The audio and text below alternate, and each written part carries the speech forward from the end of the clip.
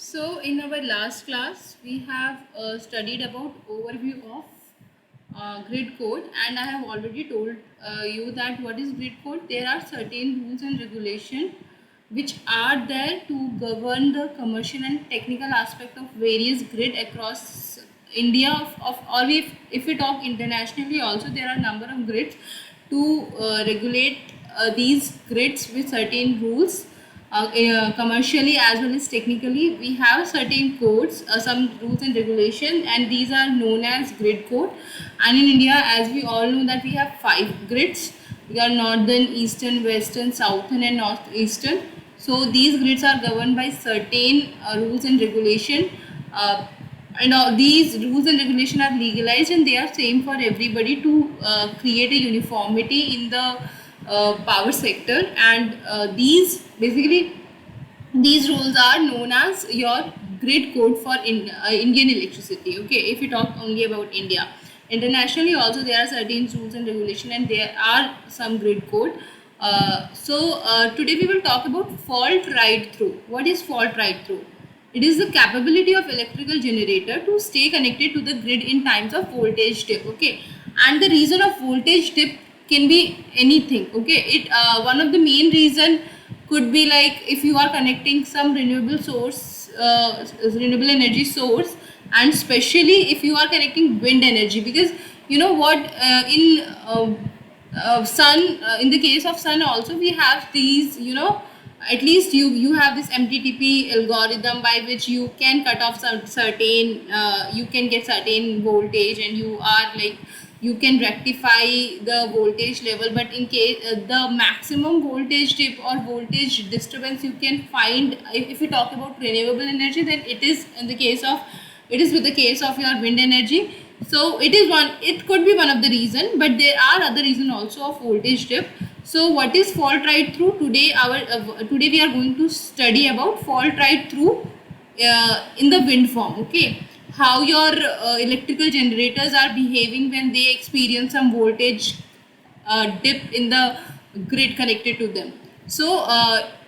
If we go by definition, then what is fault ride through? It is the capability of electrical generator to stay connected to the grid in times of voltage dip.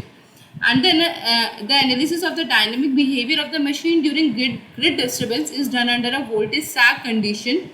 The wind turbine model is also designed to drive the DFIG machine. What is DFIG? You must have studied about doubly fed induction generator. And in the case of wind turbine, the generator which has been used is doubly fed in maximum cases. So the if we talk when we talk about wind turbine model, then the DFIG machine is a very popular thing. So the wind turbine model is also designed to derive the doubly fed induction generator machine in such a way wind energy conservation system has been implemented. Okay, and energy conservation system it consists of all the devices which convert wind from its raw form to the electricity. So the fault ride through capability of doubly fed induction generator is analyzed by using a crowbar protection scheme to enhance the power quality of the overall system, and the control of doubly fed induction generator machine is met through vector control strategy, and hence two of the primary grid code requirement has been met.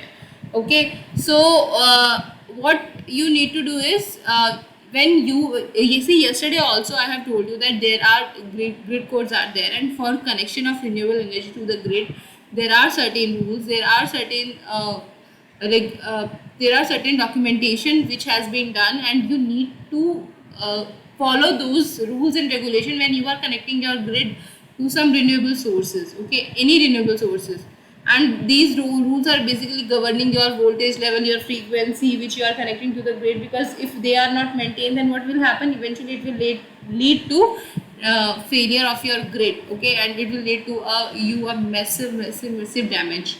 So if you are like doing power quality enhancement, or you are having a protection scheme, then you can easily meet the grid requirement for connecting your grid farm to the main grid.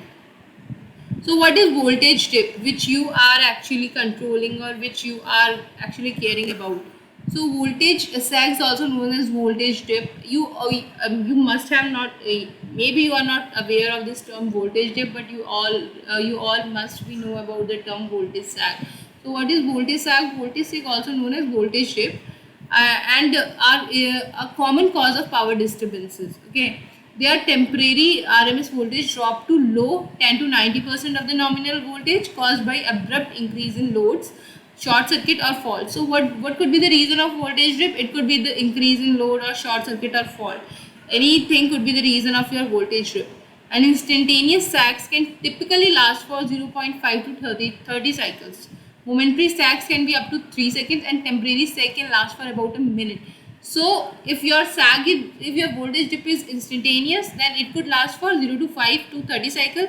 If it is momentary, then it could last up to 3 seconds, and if it is temporary, it could last about a minute. Okay, and minute is a big thing if we talk about our balancing in power, balancing of power in grid. So sag or dip can happen internally by major load or some wiring problems. Okay, so you now you are aware of the reason, what could be the reason of voltage dip. So and now we will see how our wind farm contribute to which reason. Like either they are creating fault, or they are creating short circuit, or they are abruptly increasing the load. Whatever could be the reason, they are contributing something. That's why they are like contributing to your voltage shift.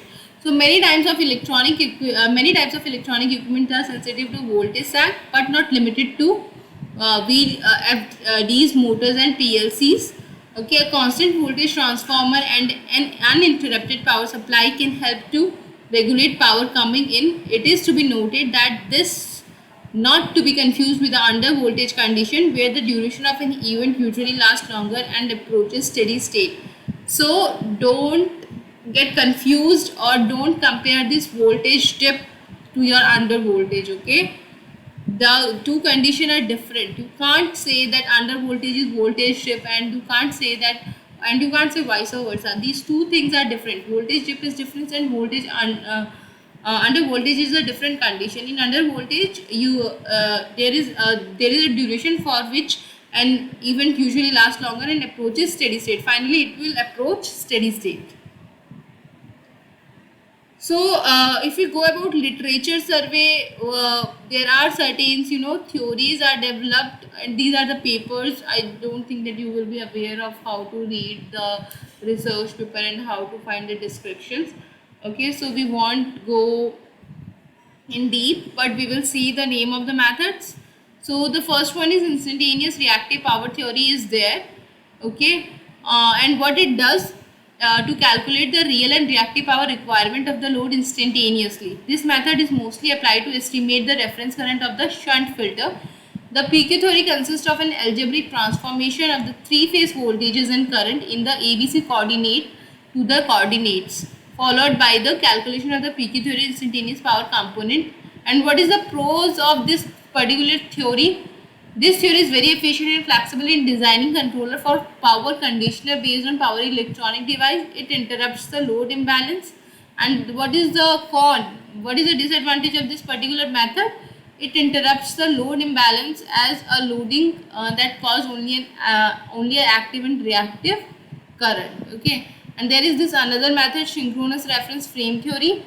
What it does, what is happening in this particular theory? These all theories are governing the voltage dip. Okay, why we are looking at them? We are looking at them because we are concerned about voltage dip, and for now you only need to see what are the methods which have been developed to calculate the real or reactive power requirement and eventually your voltage dip. Okay, you not need to go into depth, you not need to get worried, okay, you are not getting anything or you are not understanding anything.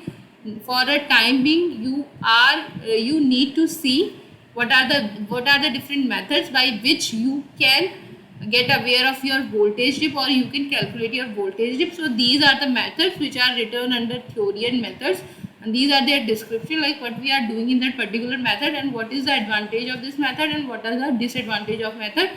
don't get worried if you are not able to get in depth, because these are the research paper, and in research paper people used to do a lot of study. So if you are not getting anything, so don't get worried.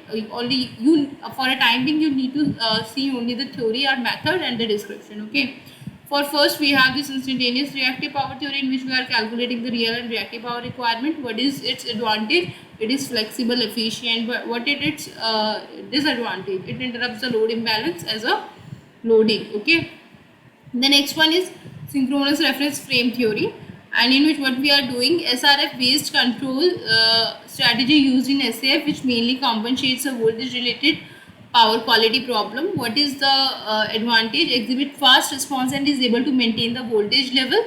And what is its disadvantage? It is not simple, as it works well to estimate the reference current rather than to determine reference voltages. It is not a simple method. The earlier one was the simple method. The third one is instantaneous reactive power theory. In this method, what has been done? The method is mostly applied to estimate the reference current of the shunt filter. It is very efficient and flexible in designing controller. And again, what is its disadvantage? It interrupts the load imbalance, as a load causing only active and reactive current.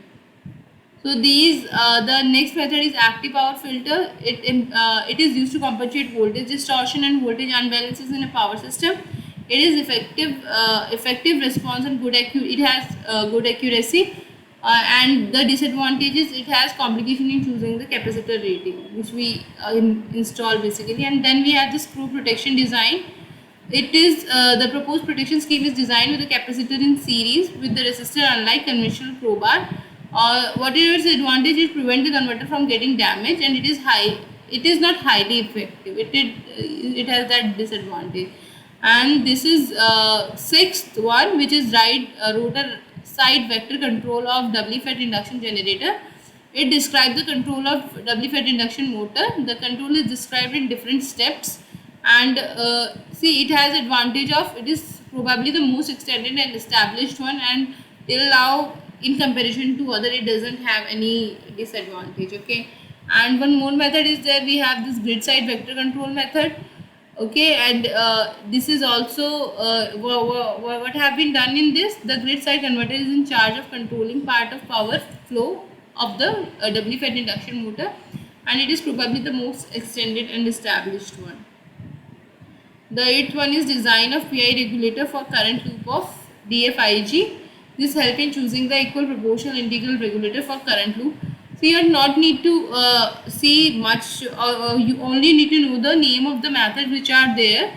This is the block diagram of grid connected doubly fed induction generator system. You have your wind, which is coming to the blade of your wind turbine. Then it has been it is rotating, and it has been fed to doubly fed induction machine. This and which has a stator and rotor. Stator is getting connected to your grid, and rotor is connected to rotor side voltage source converter, and that is connected to your DC link and this grid side voltage converter. And this is controlled by rotor side control, and this is controlled by your grid side control. And then you have this grid side filter, and this is your grid.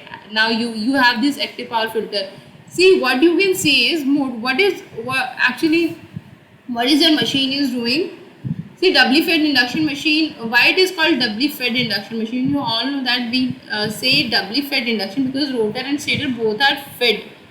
Okay, both we are feeding both are both are getting the supply. Okay, so in this particular case of your wind turbine, to energize, it is getting the supply from your grid, and the power which it is producing, it is supplying to the grid again. Okay, but the things are like, see, this is doing this. Okay, through stator it is applying to grid, and these have some filter to filter all the ripples and your harmonics and all these things. Here it is getting the through rotor side, it is getting this thing, and here we have this rotor side voltage source converter, which has been coupled to this DC link, and this thing is controlled by rotor side control. And finally the through DC link, we are giving grid side voltage source in converter, and this is grid side control, and this is finally this grid side filter. And this is block diagram of your active power filters. See here we have this active power filter. So under this filter, what components we are having? We are having your three-phase supply is there, then your coupling transformer, then your this is high-phase filter, then this is a series filter. Voltage source inverter is there for this series filter. Then you have this DC storage, and you have your voltage source inverter, your low-pass filter. This is your high-pass filter. This is your non-linear load. Okay, this is the block diagram of your active power component of your active power filter. Okay, so what are the electromagnetic force? What happens in voltage dip actually? So in the voltage dip, electromagnetic force induced during a voltage dip, when the total voltage dip occur in case if the machine is met with a short circuit. See, now you are aware of the reason. What could be the reason? It could be short circuit, it could be your fault, it could be your sorry, what was the third one? What could be the reason of your voltage dip? It could either your short circuit or sudden increase in load. Okay, sudden increase in load, short circuit or fault. These three could, any of the one could be the reason of your voltage dip. So when the total voltage dip occurs in case if the machine is met with a short circuit right across its terminal, the stator has no voltage and hence the machine will be demagnetized. There is no stator flux and no EMF induced in the rotor winding. In the steady state, the flux is proportional to the stator voltage, and therefore if the dip is long enough, the machine will demagnetize completely. However, the flux cannot be discontinuous as it is a state variable. On the contrary, flux evolves from its initial value pre-fall to zero. So what it is saying, what is happening? You all know that when we talk about machine, your stator is supplied with the three-phase supply. Okay, and this three-phase supply is eventually producing the flux. Okay, now if there is no stator flux, what will happen? There will be no EMF induced in the rotor winding, and but in the steady state, what happens? Flux is proportional to the stator voltage, and therefore if the dip is long enough, what is happening? The machine will demagnetize completely. But however, the flux cannot be discontinuous as it is a state variable. So the flux evolved from its initial zero fall to pre-fall to zero. Okay, resulting in a transient EMF induced in the rotor terminal. So this is the diagram. One important characteristic of flux during the dip, and now what we are studying, actually we are studying the nature of, you all are aware of this, flux phenomenon and how it is producing in the machine. Rotating magnetic field, you all must have aware now, because you already have studied that in your first year. What is rotating magnetic field? When you provide a three-phase supply to your AC machine or AC circuit, then what is happening? It is producing a rotating magnetic field. Okay, and this rotating magnetic field is eventually rotating magnetic field is nothing but what you are getting. You are getting the your resultant magnetic field with resultant magnetic flux, which is constant, but it is rotating 360 degree. So if we talk about one more important characteristic of the flux during the dip is that it doesn't rotate as it is fixed with the stator. In other words, the flux which was rotating at the grid frequency before the dip freeze during the dip, its amplitude decay exponentially from its initial value to zero with a time constant of stator. Okay, as it has been stated previously, during a total voltage dip, there is a flux inside the machine even if there is no voltage in the grid. Okay, even if you have no voltage, you have this flux, but this is transient in nature. This transitory flux induces an EMF in the rotor winding in the same way as a steady flux does during the normal operation, but both situations are quite different. The steady state flux rotates synchronously at a speed of very similar to the rotor speed, whereas the transitory flux during a dip is static and does not rotate. The flux which is producing during this faulty condition, this is which we are using this transitory flux. This is not rotating as we have that flux which is in the steady state condition, which is rotating. Thus, regarding the rotor winding, the steady state flux rotates very slowly at the slip frequency. On the contrary, the transitory flux is seen by the rotor as rotating much faster at the rotor speed. The EMF induced by the transitory flux will be much higher than the EMF induced by the steady state during normal operation. It is to be noted that maximum voltage is induced at the beginning of the dip due to sudden transient. As it decays exponentially, the amplitude of the EMF induced at the beginning of the total dip. 1 second.